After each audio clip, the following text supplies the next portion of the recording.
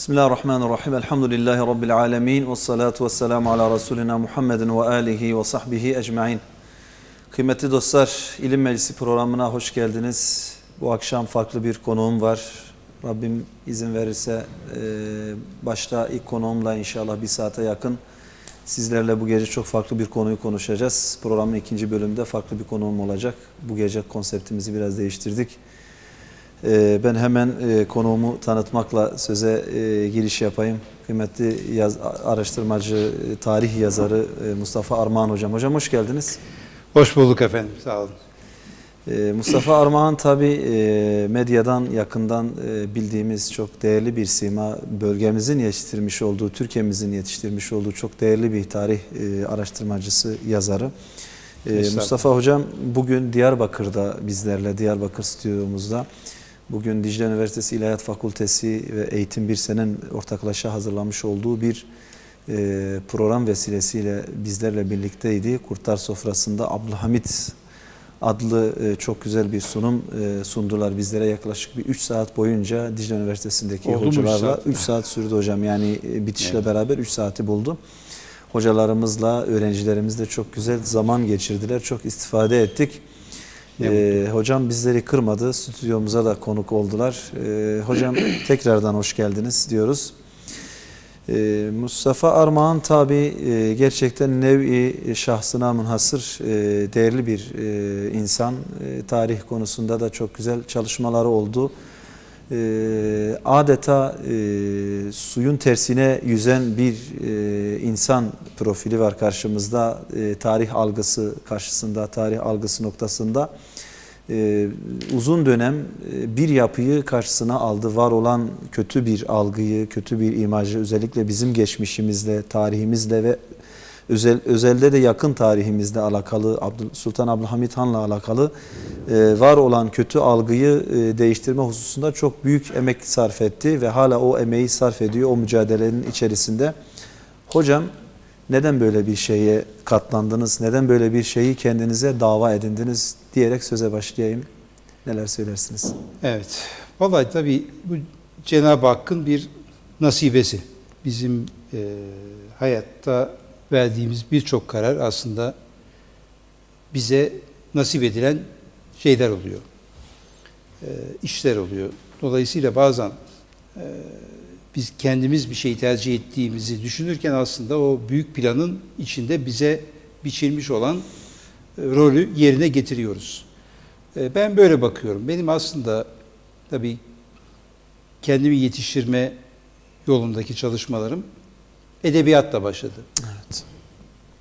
Ve edebiyat tarihi, yavaş yavaş üniversite yıllarımda felsefe, sosyoloji, her ne kadar Türk Dili ve Edebiyatı bölümünden mezun olmuş olsam da üniversite yıllarında daha çok bu konularla uğraştım ve benim ilk yayınladığım kitap bir bilim tarihi kitabıdır. O kitabınızı, sadece o kitabınızı okudum. Yani diğer kitaplarınızı okuma fırsatım çok olmadı. Sadece o kitabınızı okumuştum hangisi ve çok istifade etmiştim. Bilim tarihi ve bir dönem benim de bir hapis hayatım olmuştu hocam.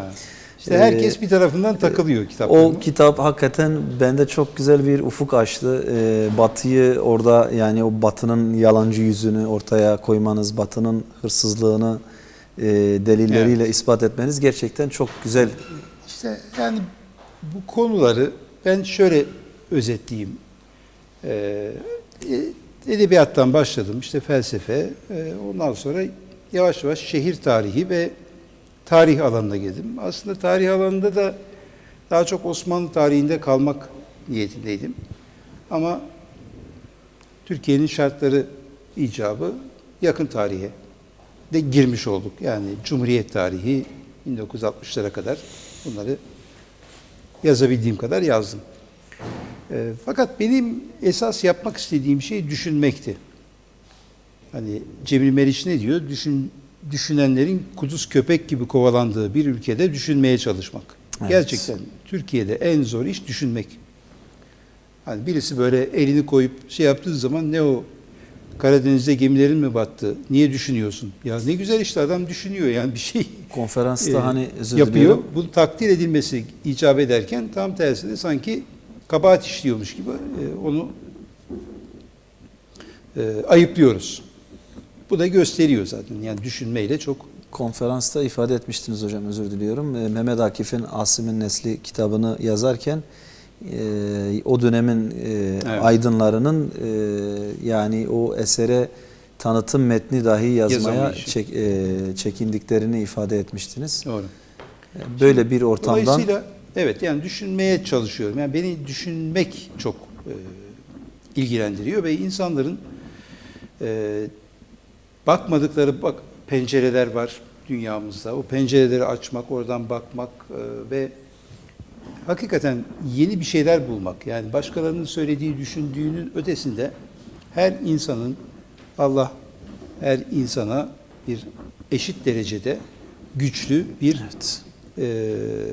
akıl formatı vermiş ve bunu kullanmamızı istiyor. Kur'an-ı Kerim'de de işte aklınızı kullanmaz mısınız, düşünmez misiniz diye hitap edilmesi bunun şeyi. Dolayısıyla ben aslında tarih üzerine düşünmeye çalışan birisiyim.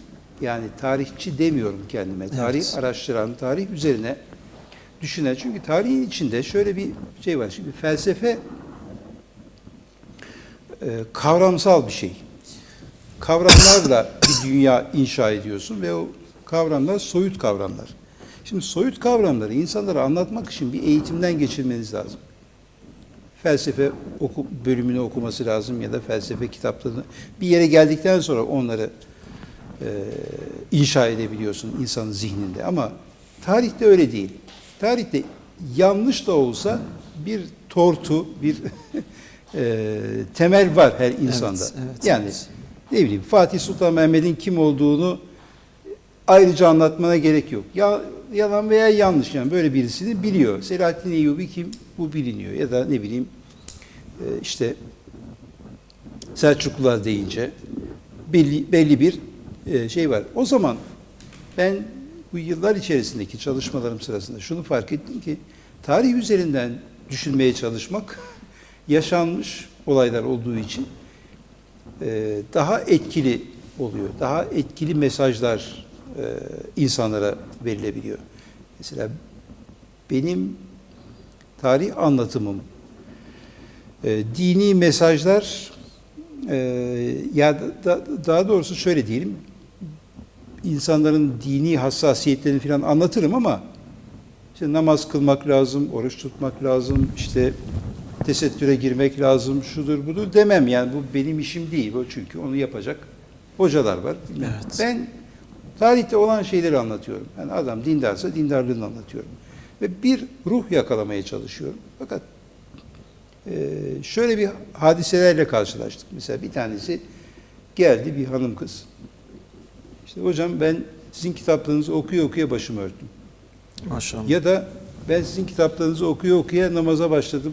Efendim dünya görüşüm değişti. Ya diyorum, ben size başınızı örtün, namaz kılın, efendim tesettüre girin ya da işte farzları yerine getirin demiyorum. Yani bu kitaplarda öyle bir şey yazılmıyor. Bu Ama kitaplarda. sizin anlatmış olduğunuz o Tarihi anlatıyorum şahsiyetlerin yani gerçek hüviyeti, gerçek Evet. manası, gerçek hayatları olunca o gerçekliği siz yani çarpıtmadan belki olduğu gibi aktardığınız için o insanlarda Evet. o tesiri Hocam bırakıyor. diyorlar, aynı kapıya çıkıyor. Yani bu kitapları okuyan birisi yavaş yavaş o şeye giriyor. Siz bunu böyle yapın demeden yapıyorsunuz. Diğerleri Evet. böyle yapın diyerek yapıyor. Böyle daha etkili oluyor. Kesinlikle. Şimdi elhamdülillah yani ve mesela şu ana kadar benim herhalde 2 milyonun üzerinde kitabım satılmıştır piyasada. Evet. Okuyanlar vardır. Belki Adet- şu an adet bizi de bazında, izleyenlerin evet. bir kısmı öyledir.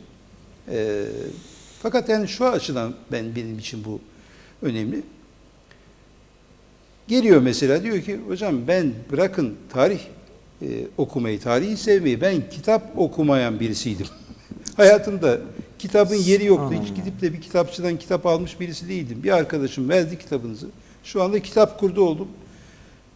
Hayatımda kitap olmadan yaşayamıyorum. Ne kadar güzel bir şey. Yani bundan daha büyük bir bahtiyarlık olabilir. Kesinlikle o sürükleyiciliği yani ilk kitabınız olmasına rağmen o bilim tarihi kitabınızda gördüm. Yani ilk denemeniz belki ilk veya çalışmanız ama bir çabanın ürünü olduğu kesindi. Ona rağmen hakikaten bir solukta okunacak cinsten Cenab-ı Hak öyle bir kitaplar. üslup Elhamdülillah. kolaylığı lütfetti. Tabii onu yakalamak da kolay değil. Hani bir Dil noktasında hocam özür Uzun. diliyorum. Farklı diller Evet. var mı sizde? Üslup çok önemli. Hangi lisanda yazarsanız yazın, üslubunuzu tutturamazsanız, yani geniş kitleye dar üslupla, dar kitleye geniş üslupla yazdığınızda ters olur. Yani nasıl muhatabınıza göre yazmanız icap ediyor. Ben bir ortalama tutturdum elhamdülillah. Elhamdülillah. Yani sadece mesela tefahür için söylemiyorum da, yani Sultan Abdülhamit hakkında yazdığım 3 cilt kitap bugün 500 bine yakın. Elhamdülillah. 500 bine yakın insanın elinde duruyor şu an Çok kitap. güzel. Korsanları saymıyorum. Kesinlikle. Korsanlar hariç. Ama bu beni şu açıdan ilgilendiriyor. Bir yazar olarak kitabımın 1000 tane satmasıyla 100.000 tane satması arasında benim yazarlık niteliği açısından bir farkı yok. Ama daha fazla insana bu mesajın ulaşmış olması asıl o açıdan beni ilgilendiriyor ki bunun da inşallah daha önce ele alınmamış olan konuları ele alarak devam ettireceğim. Bu yolda çalışmalarım sürüyor. Şimdi üstadım özür dilerim. Bugün mesela İlahiyat Fakültesi'nde benim gözlemlediğim kadarıyla gençler ilgiliydi bu işe. Diyelim hele tarih gibi ağır bir alanın mesela gençler tarafından, Değil mi? Sıkıcı kabul edilen yani bir alan. sosyal medyanın böyle gençleri çeldirecek, böyle onları farklı mecralara çekecek çok farklı sahipler olmasına rağmen gençlerin mesela olaya vakıf olması, sorular sormak istemesi bir anlamda sizin onlara geçmişte vermiş olduğunuz mesajın da yerine ulaştığını gösteren cinsten. Ben başka bir yere müsaadeniz varsa gelmek istiyorum hocam. Bugün geçmişe baktığımızda özellikle bundan 15-20 yıl öncesine kadar ve bugün de devam eden birçok saldırılar var. Özellikle Osmanlı tarihiyle ilgili, Osmanlı'nın hele hele hilafetin kaldırılmasına yakın ve kaldırılmasından sonraki süreçte Osmanlı'daki şahsiyetler, o ulvi şahsiyetlerle ilgili çok ciddi dejenerasyonlar gerçekleştirildi ve bu ders kitaplarına kadar girdi. Bu konuda neler söyleyeceksiniz? Bu algıyı ne derece sizler yazmış olduğunuz, aynı zamanda Derin Tarih Dergisi'nin de yayın yönetmenisiniz. Evet. Bunun da hani bilgisini buradan Tabii. verelim.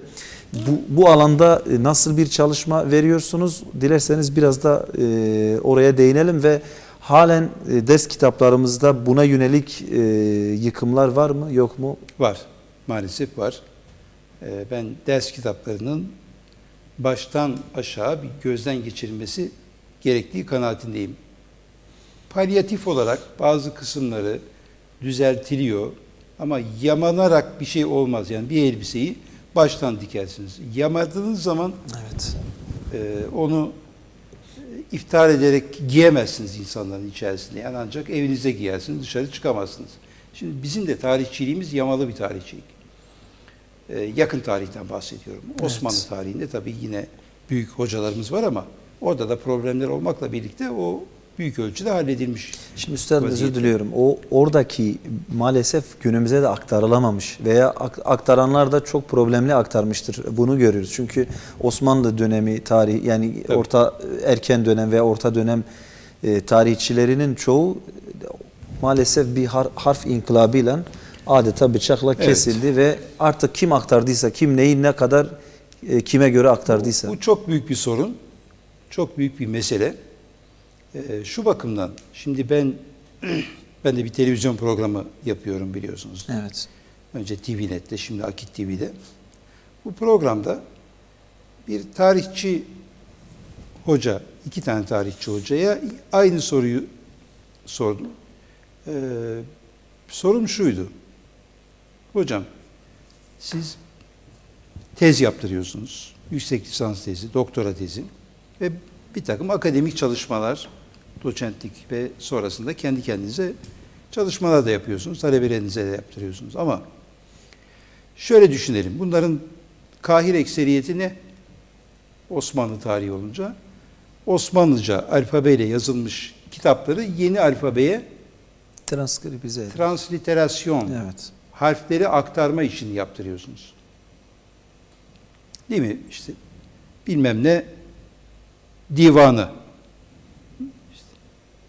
Şeyhi divanı. Al onu yeni yazıya aktar. Bu bir tez oluyor. Efendim işte Rıdvan Paşazade tarihi.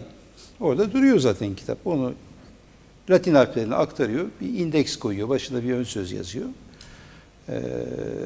Bu şekilde yayınlıyor. Hatta yani bu bir siyasi parti lideri olduğu için bahsedeyim. Meral Akşener'in doktora tezi. Doktor kendisi. Evet. Ama kaynakçası olmayan bir tarih doktorası. Allah. Kaynakçası olmayan bir tarih doktorası olur mu? Yok, kataloğunda duruyor bu. Allah Allah. Kaynakça yok ya. Bir ön söz yazmış. 11 sayfa. Ön sözdeki koyduğu dipnotların sayfaları tutmuyor. Kaynakları yanlış vermiş. Bilgiler karışık falan. Şimdi bu doktora. Yani doktora bir ilim dalında Nasıl en kabul önemli ediliyor? eser. Nasıl kabul ediliyor? Yani nasıl kabul edilebiliyor? Nasıl? Ama okuduklarında da yanlışlar var bir sürü. Şimdi burada problem şu. Sorduğum soru şuydu. Harf inkılabı yapılmamış olsaydı tarih ve edebiyat bölümleri ne iş yapacaktı? Ya. Ne iş yapacaktı? Bana söyler misiniz? Eskiyi yeni yazıya çevirip herkes eski yazıyı yani Arap alfabesini okuyabiliyor olsaydı Evet. bunlar ne iş yapacaktı? Dolayısıyla onları yeni zaten, bir şeyler öğretmeleri gerekiyordu. şimdi Edebiyat. dolayısıyla şu anda hala patinaj yapıyoruz. 100 yıl önce yazılmış kitapları, makaleleri, dergileri hala aktarmakla uğraşıyoruz. Fakat ne kadar doğru aktardık onu da bilmiyoruz. Hocam siz yani, Yani tarih hataları ne kadar hata yaptık çevirirken daha onu bilmiyoruz. Onunla ilgili bazı tespitlerim var. siz tarihle ilgileniyorsunuz. Mutlaka yani yakın 100 yıllık, 200 yıllık tarih yani halkların da tarihini az çok biliyorsunuzdur. Yani var mı başka böyle bir örneği hocam? Kendi tarihine bu kadar düşman veya kendi tarihini adeta yok etmek, geçmişini resetlemek için ki siz ben falanca değilim veya Türk değilim veya Osmanlı torunu değilim, Osmanlıcı değilim. Devamı değilim. Devamı değilim demekle Osmanlı torunu olmaktan sıyrılabiliyor musunuz? Yani bunu sırf bu algıyı kırmak için yani harf inkılabı hakikaten Evet. bütün toplumu cahilleştirmedi mi Evet, hocam? yani isterseniz onun üzerine biraz duralım. Madem harf inkılabını açtınız, hakikaten bir yara bu. Yani dolayısıyla şu anda biz daha 100 yıl önceki yayınları ya da eserleri bugüne kazandırmakla uğraşıyoruz ve ne zaman olmuş? 1928-2019. Yani Şimdi 90 yıl geçmiş aradan. evet. Halbuki harf inkılabı yapılmamış olsa biz yine Latin alfabesini öğrenirdik. Evet. Yani ben İngilizce öğrendim, Latin alfabesini öğreneceğim. Siz Fransızca öğrenecektiniz. Aynen. Yani bugün Çin'de Çin alfabesi okutunuyor diye İngilizce öğretilmiyor mu? Öğretiliyor. Yani bunun için bir harf inkılabı yapılmasına gerek yoktu. Neticede alfabedir, öğrenilir. İkisi beraber öğretilir. O olur, o olur. Beraber yürüdü. Ama buradaki esas maksadın ne olduğunu topluma anlatmak lazım. Maalesef bunu anlatan çok az insan var. Gerçekleri insanlar bildikleri halde söylemiyorlar. Bu da işte bir nevi bir mürailiye dönüyor iş. Şimdi işin esası şu.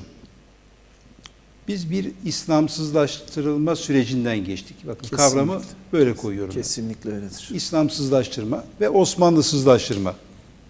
Osmanlı İslam'ın son temsilcisi olduğu için Osmanlı'yı yıktıkları zaman zaten İslam'ı da Yıkmış oluyorlar. oluyorlar. İşte niye ecdadını kötülüyor? Çünkü İslam'ın temsilcisi olduğu için Osmanlı. Osmanlı hanedanının Türklüğünden şüphe var mı? Hayır. Bugün Türkiye'de 700 yıl önceki atasının Türk olduğunu ispatlayabilecek kaç aile var? Ya. Osmanlı bunlardan bir tanesi. Birkaç aileden bir tanesi. Ama sanki o Türk değilmiş, ötekiler Türkmüş gibi bir algı oluşturuyor. Fakat Osmanlı'nın iddialı olduğu taraf Türklük değildi. Türk olduğunu inkar etmiyordu. Bunu elbette kabul ediyor ve bir Müslüman ne kadar kendi milletiyle Geçmişiyle diyelim. iftihar ederse, ne kadar ilgilenirse o kadar ilgileniyordu. Onun ötesinde bir şeyi yoktu. Tabii Türkçe konuşuyor. Tabii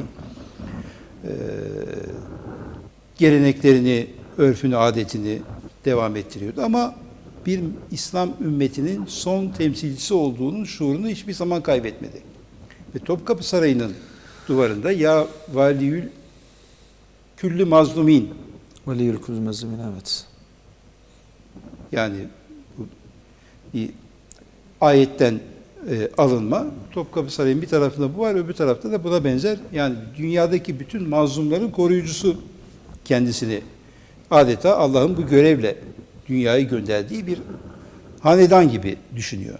Ve bu şekilde bir İslami ideolojiyi merkezine aldığı için de ne yapıyor? Arma. Şimdi arkadaşlar eğer bir ekrana bir şey yansıtma imkanları varsa, Evet. mesela bir Osmanlı devlet armasını gösterdiklerinde orada en üstte bir tuğranın etrafında güneş ışınları olduğunu görecekler.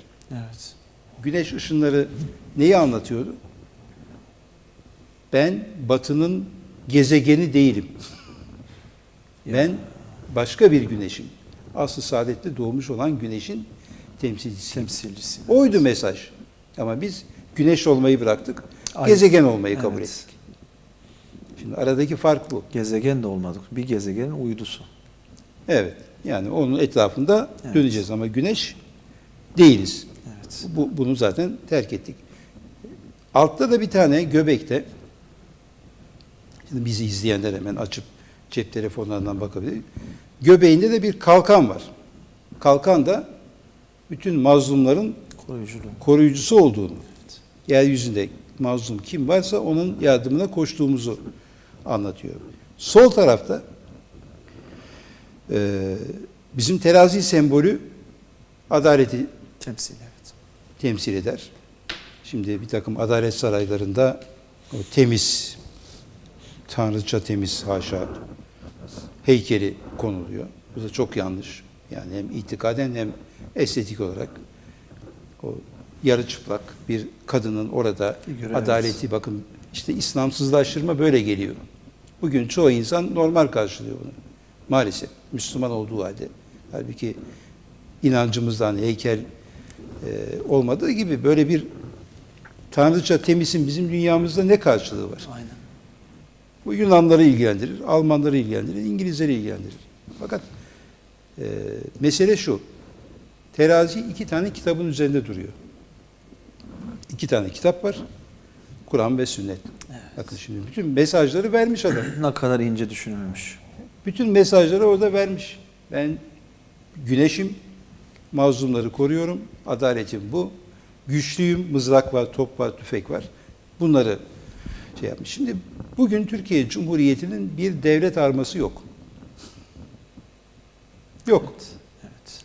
Ben yazdım, çizdim, bir komisyon kurmuşlar, bir şeyler yapıyorlar. Ama bence aramaya gerek yok. Osmanlı devlet arması zaten Devam mükemmel. etsin. Bir iki belki değişiklikle oraya bir iki ilave veya çıkarmayla onu kabul etmekten başka yapılacak bir şey yok. Şimdi devlet arması olmayan bir devlet yok dünyada. Şimdi Avustralya'nın bile devlet arması var. Adamların tarihi yok biliyorsunuz. Evet. Anzaklar işte. Tabii, tabii. Çanakkale'den başlıyor tarihleri. Ne yapmışlar? Bir kanguruyla bir Oranın deve kuşunun orayı resmini koymuşlar. Sembolize ettiği için. Bununla anlatıyorlar. Yani her devletin bir şeyi var. Bizim niye yok? Şimdi burada işte o Osmanlısızlaştırma dediğimiz olay, Belleği resetleme adeti. Osmanlı'yı kötülediği zaman insanların zihninde İslam'ı da yıkmış oluyorsun. Çünkü İslam'ın son karesi o. Evet. O gitti. Ondan sonra bütün ümmet Başsız kaldı. Yetim nasıl kaldı. bir vaziyete düştü? Biliyoruz. İşte bu ümmetin de en sağlam halkası, imamesi Sultan Abdülhamit'ti. O yüzden de ona saldırdılar. Yani Abdülhamit olduğu için değil. Bir Osmanlı padişahı, bir sultan oluyor. Şeyin, ümmetin son büyük Hakan'ı, evet. halifesi ve akıllı, dirayetli reisi olduğu için ona bu hücumlar yapılıyor. Şimdi meseleyi böyle aldığımız zaman aslında tarihten değil, belki bugünden bahsettiğimizi düşünmeye başlayacağız. Çünkü tarih sadece tarihte kalmış olsa bırakalım tarihçiler kendi aralarında uğraşsınlar. Bizi yormasınlar ama eğer biz tarih okuyorsak, işte bugün o 2,5 saat insanların Sultan Abdülhamit hakkında bir şeyler öğrenmek için toplanmalarında olduğu gibi, tarihten konuşuyorsak bugünkü insanlara bir ruh, bir mesaj, bir dokunması lazım onlara. Bir dinamizm yani oluşturmak lazım. Dolayısıyla mesele budur. Ben bu meselede harf inkılabının da bu İslamsızlaştırma sürecinin bir parçası, bir ayağı olduğunu düşünüyorum. Bunun işte hilafetten başlayarak medreselerin kapatılması, 3 Mart 1924 hilafet kaldırılıyor, medreseler kapatılıyor. Şer'iye ve Evkaf Vekaleti, Şeriat ve Vakıflar Bakanlığı lağvediliyor, yerine Diyanet İşleri Başkanı. Aynı gün. Yani arkasından 1925 geliyor. Ne oluyor? Şapka Kanunu. Şapka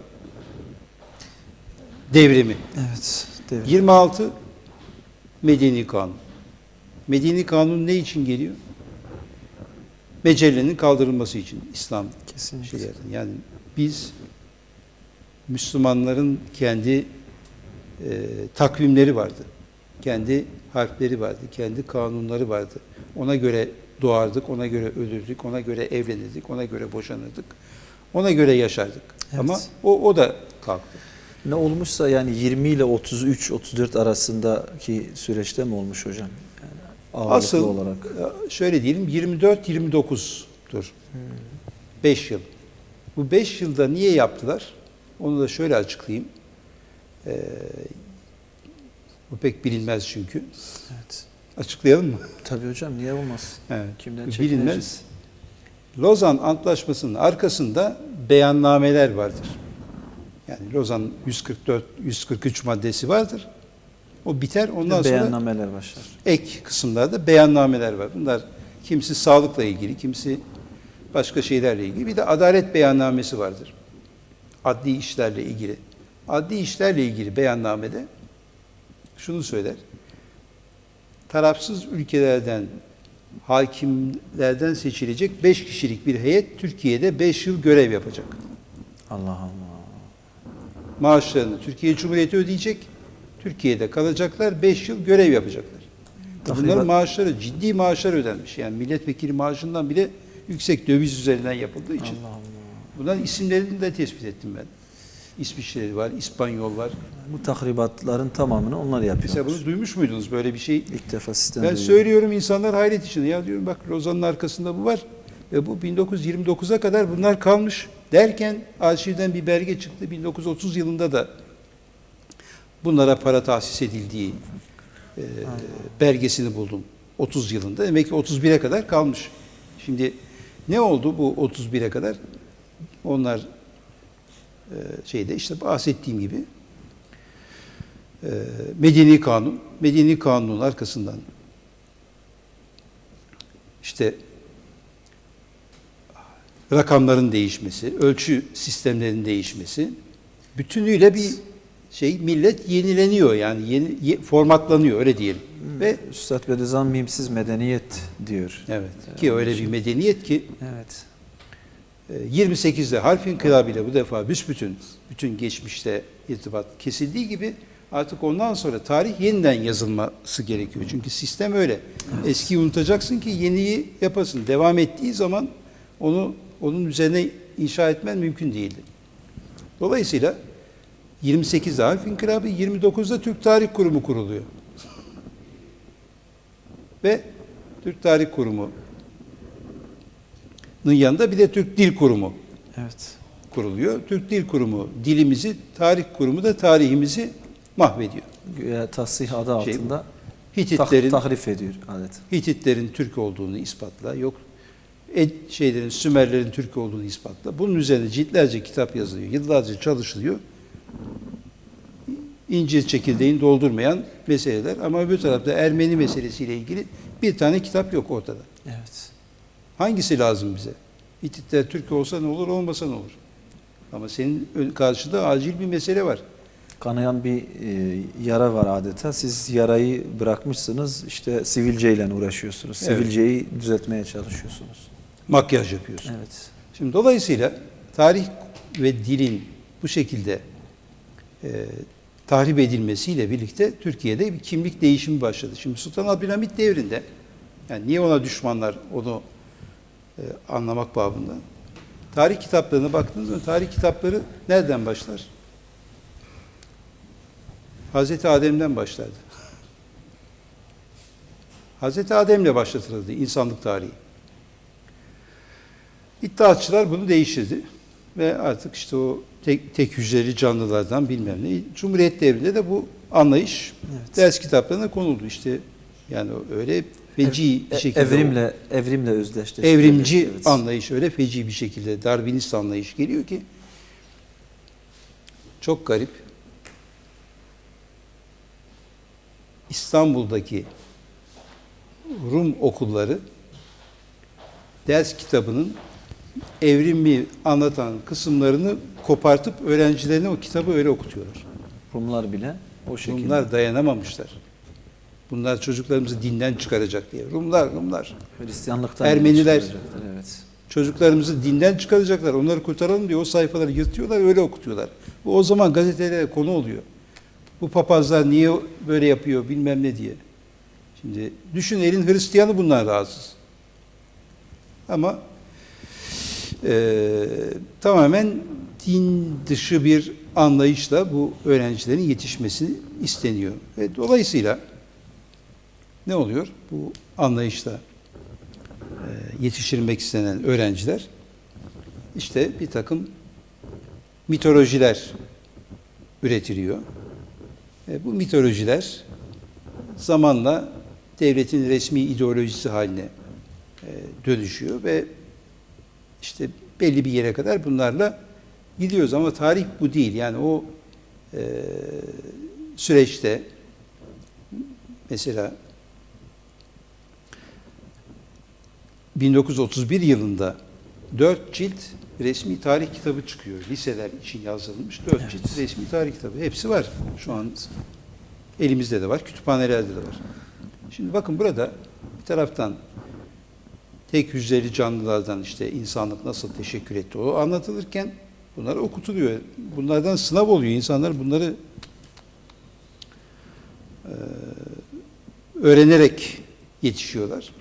İkinci cilt İslam tarihinin de içinde olduğu bir cilt. Şimdi İslam tarihi şöyle. Muhammed düşündü, bir mağaraya çekildi. Aynen. Ve düşündüklerini Kur'an diye bir kitapta topladı. Alın siz. Ya bu ne şimdi? Bir Müslüman ülkede yani vahiy diye bir şey yoktur diyor. Şimdi o İnzar olmamıştır diyor. O düşünmüş, filozof gibi oturmuş.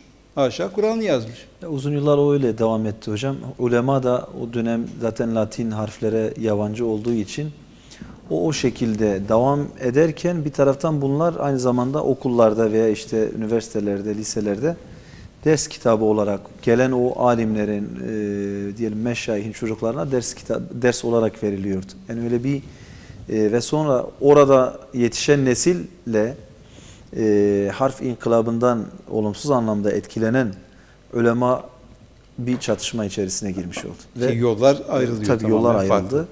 Maalesef. Onlar ondan habersiz, onlar Tabii. ondan habersiz. Aynen. Evet hocam. İşte bu süreci bizim yani analiz etmemiz ve bir şeyi yakalama, yani illa böyle bir polemik yaratmak için değil. Yani ne oldu bu? Adam akıllı bunu ne olduğunu anlatmazsak anlama şansımız, kimliğimizi, niye bugün bu sosyal medyada bir takım tipler var bilmem bunlar nereden çıktı, nereden türedi diye merak ediyorsak onların köklerini işte buralarda arayacağız. Şimdi dolayısıyla mesela Kabe'yi anlatıyor orada. Yani bir Müslüman ülkede, nüfusunun Müslüman, çoğunlukla Müslüman olduğu bir ülkede Kabe'yi şöyle anlatıyor. Tavla zarı şeklinde bir binadır. Ya okuyunca şok oldum. Yani Kabe'yi karşılaştıra evet. tavla zarıyla mı karşılaştırırsın? Aklına gelir mi? Şeytanın aklına gelmez böyle bir şey. Ama tavla zarı şeklinde bir binadır diyor. Ya karede, bir şeyde, küpte, evet. Neyse. Şimdi süreç böyle bir şey izledi. Şimdi sorunuz her ne kadar harf inkılabı ile ilgili idiyse de bu çerçeveyi özellikle çizdim. Bütününü, hani resmin bütününü anlamak bakımından. Şimdi harf inkılabını bizden başka yapan bir ülke daha var o tarihlerde. Bizden 20 sene sonra yaptı. Evet. Şimdi Rusya'nın zoruyla Azerilerin, Kazakların Rus alfabesine geçmesi ayrı. O kendi iradesiyle değil. Kendi iradesiyle değil, başka bir dış etkenin tesiriyle, zoruyla. Tesiri değil yani. O geliyor böyle olacak diyor. Evet. Ona Zoruyla direnme yani. şansı, Tesir derken ben zor kullanma anlamında. zor kullanma. Etkileme. Peki şimdi onları anlıyoruz. Bir şey var ama biz mesela buna bu şekilde geçtik. Bizden başka 1928'de, biz 1948'de İsrail harf inkılabı yaptı. İsrail harf inkılabı yaptı. Ama nasıl yaptı? Tam tersine. Kendi alfabesine geçti. Ya. Bütün Kaç bin yıllık İsrail'de o tarihte bulunan Yahudilerin hepsi Latin alfabesini bildiği halde ve Latin dillerini şakır şakır konuştukları Avrupa'da halde, yetişmişler. Avrupa'da konuşuyorlar. Avrupa'dan ya Rusça gelmiş biliyor, çoğu. ya Almanca biliyor, ya Evet. İngilizce biliyor, İtalyanca biliyor, Fransızca biliyor. Hepsi Latin alfabesini bildikleri halde döndüler Latin alfabesinden İber. Arapçanın kız kardeşi olan İbrani alfabesine geri döndüler. Şimdi işte köpek balığı aşılanmış, köpek balığı geni aşılanmış domatesin tohumlarını İsrail'den alıyoruz. Evet. O İbranice alfabeyle yapılan ilimle yaptıkları şey. Demek ki burada harfleri değiştirmenin bir toplumun gelişmişliğine, geride kalmışlığına bir tesiri yok. Bunu net olarak anlamak ve anlatmak lazım. Eğer harfler bir toplumun gelişmesine yardımcı olsaydı, diyelim ki 8. 9. yüzyıllarda, 10. yüzyıllarda, 11. yüzyıllarda Arap alfabesiyle yeryüzünün en önemli bilim adamları yetişmezdi. Evet. Bu alfabeyi bugünkü Araplar da kullanıyor, İbn Sina da kullanıyor ya da Farabi de kullanıyor ya da İbn Haldun da. İbn Haldun da İbn kullanıyor. Hazm Niye da. aynı başarı olmuyor? Evet. Burada harfte değil marifet. Yani üstadım şimdi ortada iki devlet var. Bir taraftan bir kavim kendi geçmişiyle arasına set çekmek için, o tarihini yok etmek için harf inkılabı yapıyor. Diğer taraftan 2000, Bağlanmak 3000, 5000 belki 5000 yıllık tarihiyle bağlantı kurmak için harf inkılabı yapıyor. Ve iki kavmin bugün dünya mesela üzerinde hükümranlığı noktasına baktığımız zaman farkı da görüyoruz yani bilimsel anlamda veya ne bileyim ekonomik, iktisadi Evet. anlamda adamlar yani düşmanımız da olsa bize Müslüman kardeşlerimize zulüm de etseler bugün kullanmış Teknolojik oldukları ve teknoloji bilimsel bilimsel olarak bugün zaten üstünlüklerini de hak elbette ki galip gelecek, iman elbette ki bir gün galip gelecek ama imanın Eyvallah, altyapısını kurmadığınız zaman da maalesef bu şekilde eleştirmekten başka çareniz de kalmıyor. Kalmıyor. Evet. Demek ki dediğinizi de oraya katalım. Yani bu harf meselesi ilerlemeyle, gerilemeyle, şunla bununla alakalı değil. Dünyanın en iyi alfabesiyle, en kötü alfabesiyle en iyi şeyi yapabilirsiniz. İşte Çin alfabesi bilmem, harf bile yok. Onlarda Evet. şeyler var. 3000-5000 yıllık diyorlar. Kalıplar var. O kalıplarla işte bugün dünyanın ikinci büyük süper gücü oldular. Şimdi ben mesela şöyle bir şey diyorum. Her millet gelişmek için başkasının harflerini alsaydı, diyelim ki bugün Amerika'yı yakalamak üzere. Yani 30 sene içinde Amerika'yı da geçeceği söyleniyor Çin. Evet. Amerikalılar oturdu düşündüler, bu Çin bizi nasıl geçti? Herhalde alfabelerinden geçti. Öyleyse biz Çin alfabesine geçelim. Böyle bir saçmalık olur mu? Olmaz. Yani ben geri kaldım. Öbür tarafın ileri giden ülkenin alfabesini alırsam ben de ilerlerim diye bir şeyi yapmaya kalksa şu anda İngiltere'nin hemen Çin alfabesine geçmesi lazım. Evet. Geride kaldı çünkü yani giderek aşağı doğru gidiyor. İşte Brexit'te görüyorsunuz ne halde. Evet. Bunlar hepsi bir bahane. Ve şunu da söyleyeyim yani bunun üzerine çok düşündüm ben. Yani harf inkılabının bizdeki okur yazarlığı artırdığı da bir yalan, bir Muamma, başka evet, evet. efsane. Çünkü Osmanlı'da evet okur yazar, yani diplomalı okur yazar, öyle diyelim, Abdülhamit Han zamanında %15-20 arasında bir rakam yakalanmış. Fakat sonra harp, darp, savaş, Çanakkale bilmem ne derken burada büyük bir telefat olmuş. Evet. Bu Cumhuriyet kurulduğunda %7-8'e inmiş. Ciddi bir iniş, yani yarıya yakın bir inme var. Öbür tarafta %7-8 ile başlamış Cumhuriyet, 5 yıl içinde 1928 yılında, yani Harf İnkılabı'nın yapıldığı yıla kadar her yıl 1 puan artırarak devam etmiş. %14'lere mi? Evet. %20 1928'e geldiğimizde %12 civarına ulaşmış. Yükselmiş, evet. Demek ki her yıl 1 puan artabiliyor Osmanlıcayla. Yani Arap alfabesi. Yoğun savaştan hani çıkmış bir Ülke. devletten, evet, Savaştan bahsediyoruz. çıkmış bir ülke her yıl 1 puan artırıp %7'yi %12'ye getirmiş. İnkılapla beraber güya modernleşme, medenileşme söylemiyle beraber normal şartlarda sonraki 5 yılda en az %24, 25, 30'lara çıkması 30'lara gerekirken çıkması. kaçta oluyor? kalıyor? 1938 yılında, yani 10 yıl sonra, 10 yıl sonra. %19.6 oluyor. Evet. Devlet İstatistik Enstitüsü'nün verdiği rakam. Ki savaş bitmiş, sular durulmuş, yani artık Her türlü oturup bilim imkan. imkanlar çok. Niye artmamış? Artamazdı. Çünkü sosyolojik olarak şehirleşmemiş toplumlarda benimsetemezsiniz. okur yazarlığın şehirleşmeyi aşarak gelişmesi çok mümkün değil. Ancak Rusya'daki gibi kolhozlar kurarsın, bilmem ne, hepsini başına adamlar dikelsin. O zaman belli bir miktarda artıyor. Şehirleşme ne kadarsa okur yazarlık o kadardır. Bu ikisi arasında bir paralellik var. Bugün Türkiye'nin şehirleşme oranı %70'ler civarında, okur yazarlık oranı %80'ler civarında. Demek ki birbirini takip ediyor. Niye %100 olmadı? Olamıyor işte. Yani Benim bazı babam sebeplerden. mesela hala ilkokulu dahi okumamış. Bir gün dahi okula gitmemiş. Evet. Ama bu vaziyette olup da Kur'an okumayı bilen Evet, aynen. milyonlarca insan var. Aynen Şimdi öyle. ben de diyorum ki yani 1928'de okur yazar oranı diyorsunuz ki %7, %8. Peki Kur'an okuma oranı deseydiniz ne çıkacaktı En az karşınıza? %70, %60'dan aşağı değil. %50'den aşağı düşmeyecekti. Evet. Bunlar bir alfabe biliyor muydu? Biliyordu. Okuyabiliyorlar mıydı? Okuyabiliyorlardı. Daha ne istiyorsunuz? Vermek istediğiniz mesajı her türlü verirsiniz zaten yazılı olarak. Niye onu saymıyoruz? Yani Kur'an alfabesi öğrenmiş kişi okur Yazar kategorisine girmiyor mu? Girmiyor demek ki. İngilizce bilse giriyor hocam ama. Ha, İngilizce başka bilseydi. alfabeyi Evet. öğrenirse girmiş oluyor.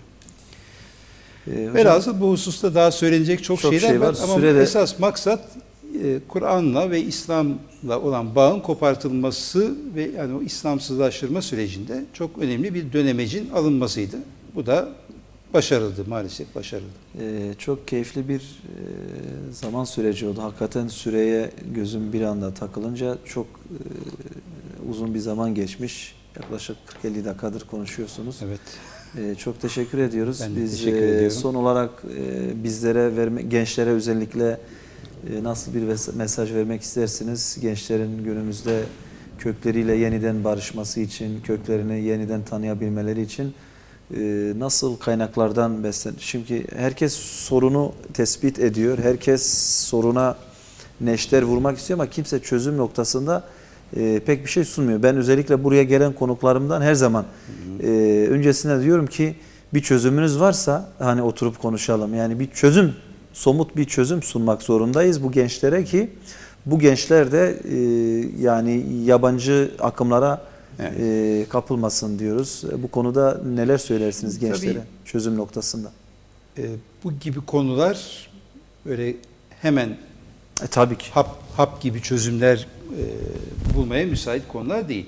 Ama doğru bir çözümle ilgili de büsbütün ümitsizliğe düşmeden bir şey yapmak lazım. Devlete düşen tarafı var.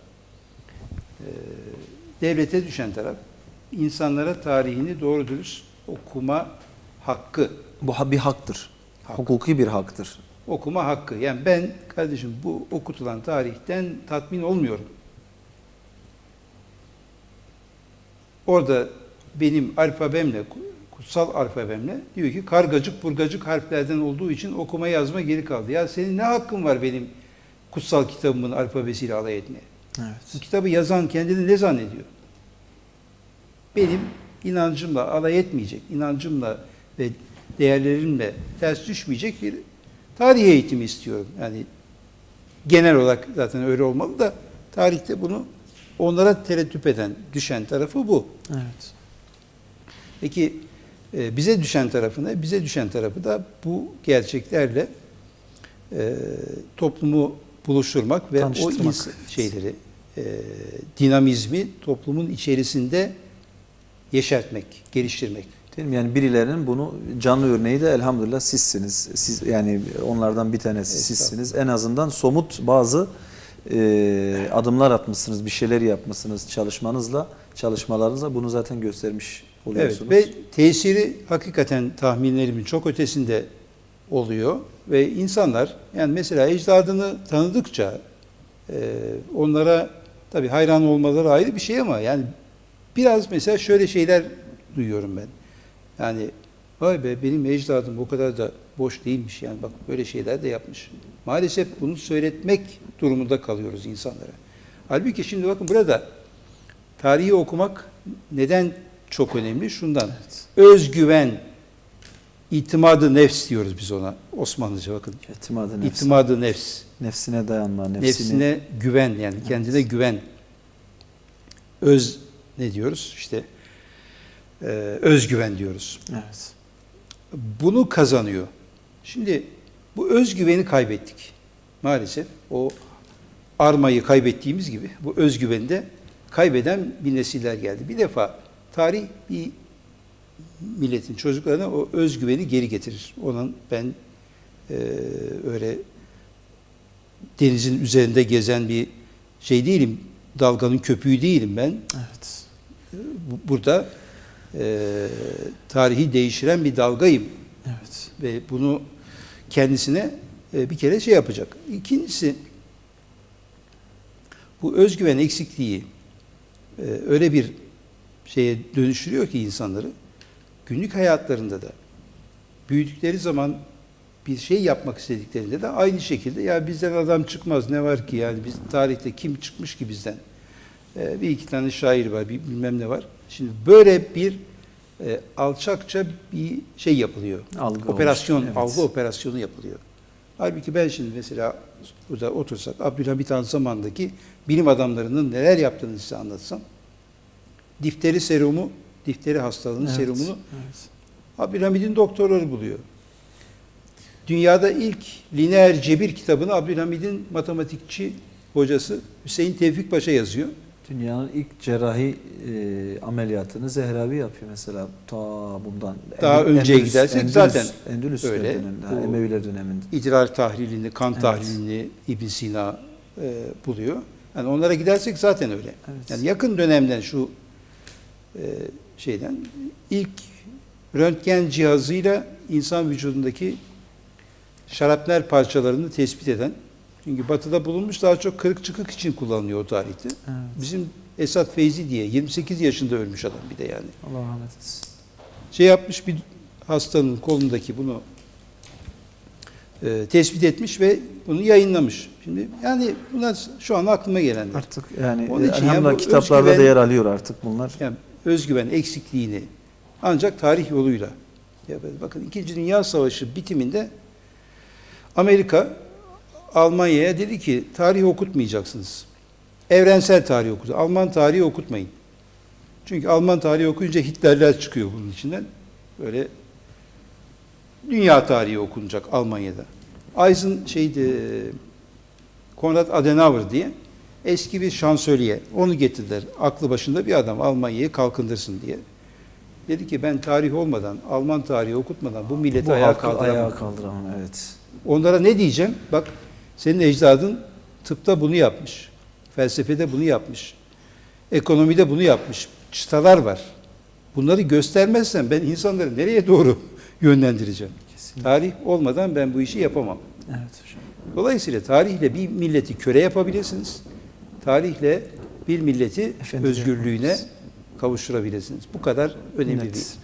Hocam çok teşekkür ediyorum. Çok değerli katkınız Rica ederim. oldu. Ben teşekkür Yorgun ederim bu olmanıza imkanı verdiğiniz rağmen dün Kütahya'daydınız. Akşam uçakla gece yarısı İstanbul'a, İstanbul'dan sabah Diyarbakır'a. Teklif ettiğimde çok tereddütlerle, korkuyla hocam konuk olur musunuz? Mal memnuniyet. Allah razı olsun. Hiç tek tereddüt bile göstermediniz. Ben çok teşekkür ediyorum. Müteşekkirim kanalımız adına. Rica ederim. Beldemiz adına tekrardan şeref verdiniz. Biz kıymetli dostlar araya gideceğiz. Tabii hocamın uçağı var. Hocamın uçağı inşallah yetiştireceğiz. İkinci bölümde doçent doktor Oktay Bozan hocamla birlikte olacağız. O da tarihçi biliyorsunuz. Şimdi kısa bir ara, aranın ardından tekrar sizlerle birlikte olacağız efendim.